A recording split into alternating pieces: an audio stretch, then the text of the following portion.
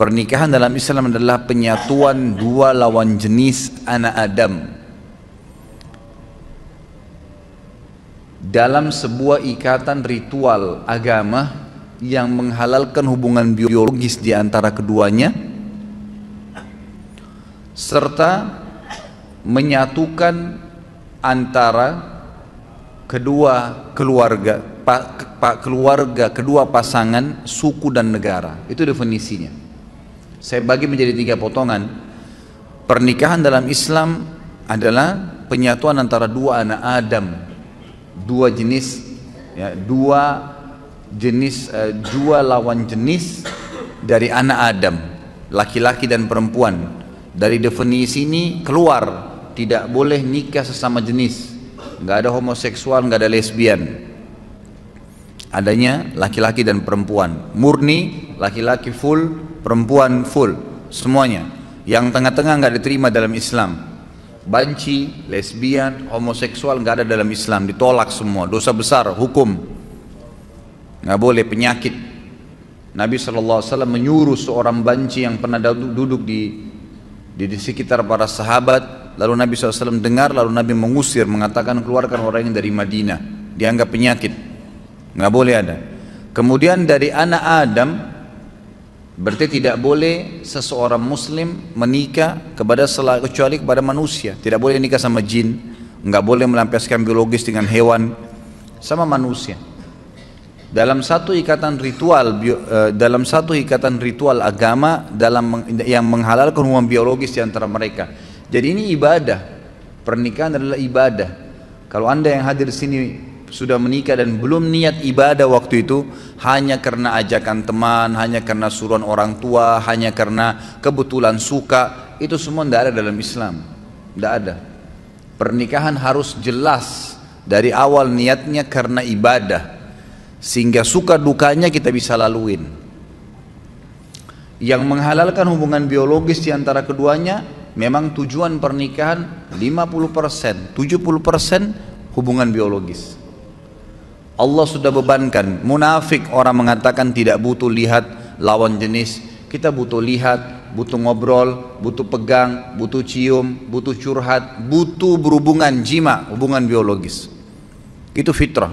Kalau ada orang tidak butuh ini, dia keluar, abnormal, bukan orang yang normal. Tidak ada di situ dia keluar dari batas normalnya. Tapi kalau dia normal, maka manusiawi sekali dia membutuhkan itu. Tapi Allah Subhanahu wa ta'ala mengajarkan kita caranya dengan akad nikah. Hanya 5 menit. Si wali mengatakan saya nikahkan kamu sama anak saya fulan bin fulan. Kemudian si laki-laki mengatakan saya terima, selesai. Sah pernikahannya, hubungan biologisnya juga sah. Lalu dikatakan akan menyatukan keluarga kedua pasangan. Jangan antum menikah targetnya hanya pasangan kita. Kalau kita menikah, tanda kutip kita juga menikah, tanda kutip ya, kita juga menikah dengan keluarganya. Harus siap, ada ipar, ada mertua. Banyak orang ribut sama mertuanya, ribut sama iparnya karena dia tidak siap. Dia cuma mau pasangan hidupnya saja, eksklusif. Iparnya datang gak dibukain pintu. Suaminya mau bakti sama ibunya, cemberut. Dosa dia. Gimana caranya? Hukum syar'i tidak bisa diubah. Ini bukan hukum rimba. Hukum Allah pencipta langit dan bumi. Laki-laki tetap wajib bakti sama orang tuanya sampai dia mati, dianya mati. Kalau orang tuanya mati atau hidup tetap wajib dia bakti. Tidak boleh istri menjadi penghalang suaminya untuk ketemu ibunya, bakti, ngantarin makanan, ziarah kuburnya kalau mati. Nggak boleh, haram. Dia harus dukung. Banyak istri bangkang dalam poin ini sampai seorang anak berani bangkang dengan orang tuanya. Bahkan saya tahu ada kejadian di Jakarta karena istrinya nggak suka. Tadinya dia belikan rumah ibunya di sebelah rumahnya, dipindahin ibunya. Durhaka sama orang tua. Sampai ulama mengatakan kalau ada seorang anak laki-laki menikah, kemudian dia biarkan ibunya duduk di belakang, istrinya di depan, dia durhaka itu. Itu namanya, durhaka. Kecuali ibunya yang minta. Tidak boleh. Dan ini wanita harus faham nih. Nggak bisa. Kalau wanita seperti ini diceraikan, halal dalam agama Islam. Dia menjadi penyebab si anak putus dengan orang tuanya, halal diceraikan, nggak boleh.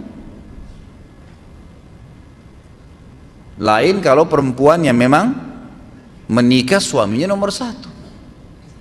Sama Anda juga sebagai laki-laki, tahu perempuan ini pada saat menikah dia punya orang tua, dia punya anak, dia punya saudara, kita punya ipar, harus bisa datang ke rumah, bertemu. Ustadz, mertua saya cerewet, nggak apa-apa, cobaan. Enaknya hidup nggak mau ada cobaan, gimana caranya? Harus ada cobaannya. Ada orang dicoba di pasangan hidupnya, di mertuanya, di iparnya, di anaknya, di tetangganya, banyak, harus ada cobaan. Kalau nggak ada cobaan, hidup kita datar terus, nggak ada seninya kehidupan ini. Nggak ada seninya, dan manusia nanti tidak akan keluar, potensi seseorang akan keluar kalau cobaan ada. Kita akan muncul ide-ide untuk mencari jalan keluar pada saat kapan? Cobaan ada. Bayangkan kalau hidup kita datar terus nggak ada cobaannya, nggak bakal keluar potensi kita. Allah SWT datangkan cobaan itu untuk mengorek, mengeluarkan potensi yang ada. Emang begitu. Hadapin, pecahkan. Ya, dengan pahala sabar didapatkan kapan? Pada saat cobaan datang. Kalau cobaan tidak ada, gimana bisa? Nggak mungkin. Ya, dengan istri kita hidup 20 tahun di rumah tangganya sama orang tuanya dengan pola tertentu, cara makan, cara tidur, cara berpakaian. Kita pun hidup 30 tahun di ayah dan orang tua kita dengan cara makan, cara hidup dan seterusnya. Lalu kemudian disatukan, tiba-tiba mau bisa baik semuanya? Nggak bisa. Pasti ada penyesuaian. Asas yang penting dalam rumah tangga adalah yang benar memaafkan, yang salah meminta maaf. Selesai. Dan jangan nginapkan masalah. Jangan pernah nginapkan masalah. Clearkan pada saat itu. Salah minta maaf, saya perbaikin. Kembali kepada hukum Allah, patokannya agama Allah. Benar salah itu di mata Allah SWT, bukan di mata individu. Banyak orang laki-laki lemah, begitu istrinya marah sama dia, gara-gara dia pergi ke ibunya, langsung dia, ya sudah saya nggak usah ke ibu deh kalau begitu. Daripada saya ribut sama istri saya. Subhanallah. Dudukkan istri Anda. Kamu tahu nggak hukum agama saya wajib bakti dengan ibu saya? Durhaka saya kalau nggak kesana. Kamu pun berdosa kalau kamu lakukan ini. Memang harus begitu. Jangan malah salah di sini, kendor. Harus jelas ya. Kalau perlu seorang istri sokong, kamu ke ibumu, ayo saya temenin. Kapan ke ibu, kapan ke ayah. Berikan sokongan. Kemudian dalam pernikahan juga ada tujuan, teman-teman sekalian, harus ada tujuan. Tujuan pertama itu perluasan hubungan. Memang itu tujuannya. A'udzubillahi minasyaitonir rajim. Ya ayuhan nas, inna khalaqnakum min dzakarin wa untha wa ja'alnakum syu'uban wa qabaila lita'arafu. Inna akramakum indallahi atqakum. Hai manusia, kami ciptakan kalian bersuku-suku dari laki-laki dan perempuan, dan kami jadikan kalian bersuku-suku, berbangsa-bangsa. Itu variasi Allah kasih. Semua kan dari Adam dan Hawa ya. Kenapa ada orang Arab, ada orang Melayu, ada orang bule, ada orang Afrika, suku-sukunya banyak. Ya Allah sengaja buat variasi itu untuk kalian saling kenal, mengenal. Kata ulama tafsir, dengan pernikahan tahu tradisi makanan ini, pakaian ini, terusnya. Ada tujuan. Orang yang melangkah kepada sebuah perbuatan tanpa tujuan, maka tidak sampai kepada target yang dia inginkan. Ada orang masuk ke mall, nggak ada tujuannya, nggak ada sesuatu. Dia nanti kacau balau itu, belanja sembarangan, beli makanan sembarangan, habisin uang percuma, buang-buang waktu, nggak ada tujuan, nggak bisa. Dalam Islam harus ada tujuan. Saya ke masjid mau sholat, tujuannya sholat, jangan pikirin yang lain, udah. Lagi mau belanja sesuatu di pasar, memang tujuannya beli sayur, beli tempe, beli segala, beli itu. Ibu-ibu jangan singgah beli daster, nggak boleh, harus tujuannya jelas. Kalau enggak kemana-mana tuh nanti. Tujuan harus ada. Kita kerja di satu perusahaan, tujuannya ada target. Orang kalau cuma sekedar ya, ya kebetulan supaya saya kerja deh, nggak bakal meningkat prestasinya, nggak bakalan. 10 tahun begitu terus jabatannya. Tapi kalau ada tujuan saya masuk di sini apa nih? Kelas tertingginya dalam target di perusahaan ini apa? 1, 2, 3, 4, 5 jenjangnya. Target saya 2 tahun saya sudah harus sampai di tingkat yang kelima. Harus ada target. Nggak bisa, dan itu dengan tujuan kita masuk ke situ. Tujuan berumah tangga ada. Perluasan hubungan. Kita akan kenal keluarga istri, keluarga suami, jaringannya lebih luas. Yang kedua, tujuannya itu keturunan. Kalau ada laki-laki yang melamar akhwat di belakang sana bilang, saya mau nikah sama kamu tapi nggak mau punya anak ya, tolak langsung. Nggak ada ceritanya itu. Tujuan pernikahan dari mana kita bisa mendapatkan keturunan? Allah SWT jadikan hubungan biologis itu satu-satunya jalan untuk berlanjut generasi manusia. Yazra'ukum fi, kata Allah. Dengan pernikahan itu Allah jadikan kalian berkembang biak di situ. Memang begitu, tujuannya ada. Yang ketiga, ketentraman. Nikah butuh ketentraman. Cari orang yang akan jadi pasangan kita yang buat ketentraman, dan itu hanya satu. Poinnya supaya bisa tentram, cari agamanya. Imannya ada. Kita sudah tahu semua itu, maka agamanya didahulukan. Bagaimana agamanya dia? Kalau weekend, kalau liburan, kemana ya? Oh, saya ke majelis ta'lim ini. Oh, saya hadir di pengajian ustadz ini. Oh, saya kalau weekend ke karaoke, saya ke pantai di Ancol duduk dengan sama teman-teman. Oh, saya main gaple. Udah jelas. Tidak ada ketentraman, mustahil, karena habis nikah dia akan buat sama itu. Dia akan buat sama. Perempuan yang nikah sama playboy asalnya sebelum nikah, jangan heran kalau dia selingkuh setelah nikah. Wajar itu.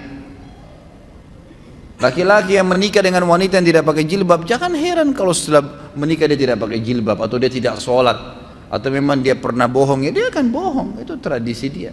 Cari orang yang bawa ketentraman. Dan itu patokannya adalah agama. Dan yang keempat, tujuan pernikahan adalah menjalankan perintah Allah dan Rasulnya. Di ibadah didiatkan untuk itu.